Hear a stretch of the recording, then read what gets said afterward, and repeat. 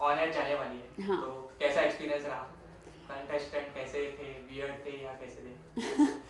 दिल है हिंदुस्तानी शो के फॉर्मेट, दिल है हिंदुस्तानी शो का जो फॉर्मेट है वो ही इतना अलग है और इतना इंटरेस्टिंग है। मेरे लिए सबसे इंटरेस्टिंग बात ये है कि मैं फाइनली स्टेज पर ऐसे कंटेस्टेंट्स देख रही हूँ जो हमारे देश से नहीं हैं, जो विदेश से आए हैं और जो इतनी आसानी से हिंदी गाने गा रहे हैं। एक ऐसी भाषा जो बात करने में, यानी मुझे भी प्रैक्टिस करनी पड़ती है हिंदी बात करने की, क्योंकि मेरी मदर टंग मराठी है और मैं इंग्लिश ज़्यादा बात करती हूँ अपने फ्रेंड्स से, फैमिली के साथ। तो मुझे भी हिंदी बात करने में मतलब एक प्रयास करना पड़ता है। तो ये ठहरे दूसरे देश से आके इतनी अच्छी तरीके से हिंदी गाने गा रहे हैं। I think for us as the viewers of that audition, जजेस छोड़ दीजिए, just as viewers, it was so surprising to see contestants like that.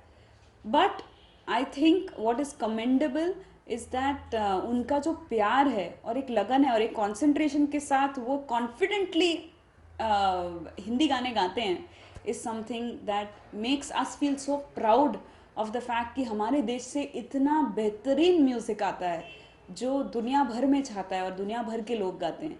I think that is what makes दिल है हिंदुस्तानी सो स्पेशल। और मेरे लिए तो और भी स्पेशल है क्योंकि हमारे पैनल पे शेखर, जो मेरे दोस्त हैं पहले से, उनके साथ मैंने काफ़ी काम किया है, वो तो हैं ही, और बादशाह और करण जौहर भी हैं। तो it makes such a fun panel to just be around.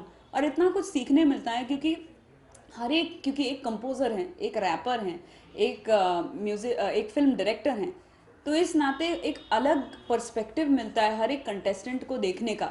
And I think that is teaching me a lot also of how to look at music. How was your experience with Karan Johar, Badshah? और करण जौहर को judging के king भी कहा जाता है, तो आपने कोई टिप्स हाँ। लिया उनसे? हाँ नहीं, क्या कैसे जज करना है, कुछ है? करण जौहर जी जब जब बात करते हैं तब मैं कंटेस्टेंट के पास नहीं, मैं उनकी तरफ देखती रहती हूँ। वो मेरे यहाँ पर बैठते हैं, बादशाह यहाँ बैठते हैं, उसके बाद करण बैठते हैं, तो मैं उनकी तरफ देखते रहती हूँ क्योंकि मुझे लगता है ये क्या होमवर्क करके आते हैं, इनके पास इतनी सारी चीज़ें कैसी रहती हैं बात करने के लिए। हर एक कंटेस्टेंट को लेकर उनके पास कुछ अलग कहने के लिए होता है, you know, and that is just, it's unimaginable. क्योंकि एक तो उनका कमांड, चाहे इंग्लिश हिंदी पे, इतना बेहतरीन है और वो इतनी अच्छी तरीके से आर्टिकुलेटली हर एक कमेंट करते हैं कि it just makes you wonder what is this man made of, because he is so amazing. और ये नहीं है कि सिर्फ सीरियस बातें करते हैं और ये भी नहीं है कि सिर्फ मजाक करते हैं, पर दोनों एक इतने फैंटास्टिक बैलेंस के साथ वो कमेंट्स देते हैं। और they are such intelligent comments, they are not just comment for the sake of comment. So I think there is so much to learn from Karan Johar. And at the same time, Badshah, who's like the coolest guy around, like in the industry, when the moment he walks into the studio to shoot, सबके तालियां होती हैं, यानी कौन ये बादशाह नहीं, ये तो किंग ही आ गए हैं, ऐसे अपलॉज मिलता है उनको स्टूडियो में। He is such a amazing guy who is very very kind at heart, and he is very in tune with his art, which is rapping, जो एक सिर्फ ऐसे बोल दिया कुछ, तो ऐसे नहीं है, ये एक आर्ट फॉर्म है। ये अपनी पोइट्री लिखना और वो प्रेजेंट करना एक मीटर में, एक स्वैग के साथ ही, इसके लिए प्रैक्टिस लगती है। And he understands talent who comes with that kind of understanding, and he has something very unique to offer to the show. और अब बात हो गई आगे शेखर पर, तो शेखर तो मेरी इतनी टांग पहले से खींचते हैं, और अभी कैमरा पे मैंने उनको कह के रखा है कि प्लीज़ कैमरा के ऊपर नो टांग खींचोएं, you have to be very civil with me.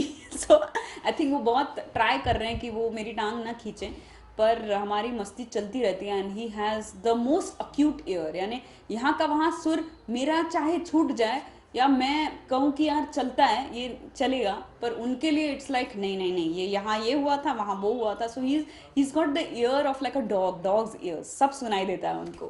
But it's just a lot of fun on the show हमारे लिए और कंटेस्टेंट्स के लिए भी, क्योंकि हम किसी को रुलाते नहीं हैं, किसी को बुरा नहीं फील करवाते हैं। And I think we are just happy कि ये कंटेस्टेंट्स यहाँ पे इस शो में आए हैं परफॉर्म करने के लिए, and we are just having a ball. Many unique or weird contestant you have seen until now in the show? I think मेरे लिए सबसे एक यूनिक कंटेस्टेंट जो थी या प्लूरल थी, क्योंकि दो आए थे, मदर डॉटर ड्यूओ आए हमारे कंपटीशन में। और ये मेरे लिए एक बड़ा ही, यार मैंने ये क्यों नहीं किया मेरी मम्मी के साथ, क्योंकि मेरी भी मम्मी गाती है और मैं भी अब गाती हूँ।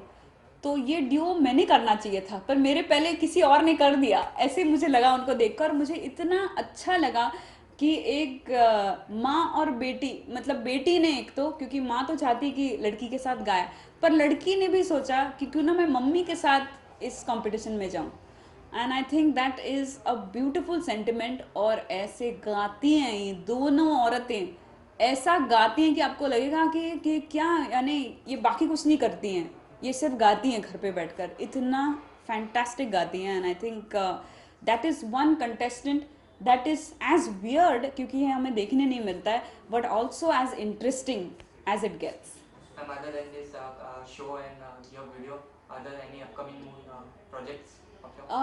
मैं काफ़ी सारा रीजनल फिल्म्स में काफ़ी सारे गाने गा रही हूँ, और वो मेरे लिए बहुत मायने रखता है, क्योंकि it's languages that I don't speak in, and for me to learn how that language sounds, और वो कैसे इमोट करना उस लैंग्वेज में, ये मेरे लिए, मैं चाहे कितने भी गाने दूसरे लैंग्वेजेस में गाऊँ, पर मेरे लिए एक बहुत स्पेशल चीज़ होती है रीजनल गाने गाना। मैं कन्नड़ा गाने 2 रिकॉर्ड करने जा रही हूँ कल। मराठी काफ़ी गाने रिकॉर्ड किए हैं मैंने जो अब रिलीज़ होंगे। एक सबसे मेरे करीब का गाना है कौशल इनामदार, जो मेरी मुलाकात उनसे मैं जब स्कूल में थी तभी हुई थी, किसी और कारण, पर उनके साथ मैंने फिर से अब जाकर मराठी फिल्म में एक गाना गाया, जो आई एम सो हैप्पी कि उनके साथ काम करने का मुझे मौका फिर से आज मिल रहा है। So that's one song I am really looking forward to. और तेलुगु फिल्म्स में गाने गाए हैं और बंगाली गाए हैं, and I am just hoping कि ये अभी जल्दी जल्दी रिलीज़ होते जाए। What would you like to say about any message to your fans about your video? Here's what I have to say to my fans. Thank you for calling yourself fans, कि आप समझते हैं आप मेरे fan हैं, ये मेरे लिए बड़ी बात है। अब तक आपने मेरे सारे बॉलीवुड गाने सुने हैं, and you think I did well, so for that I thank you. And I just hope कि अब जाकर मैं मेरा खुद का गाना, जो मेरी आवाज़ है, मेरे इंडिपेंडेंट करियर की मैं शुरुआत कर रही हूँ इस गाने के साथ। एंड आई जस्ट होप कि आपको ये भी उतना ही पसंद आए और आप उतना ही प्यार मुझे देते रहें। Other than that, today we have lost our Yeah. Om Puri sir. What would you Yeah. like to say?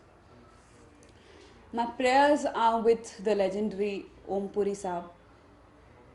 He made his audience feel like he's one of them. He made me feel like I knew him.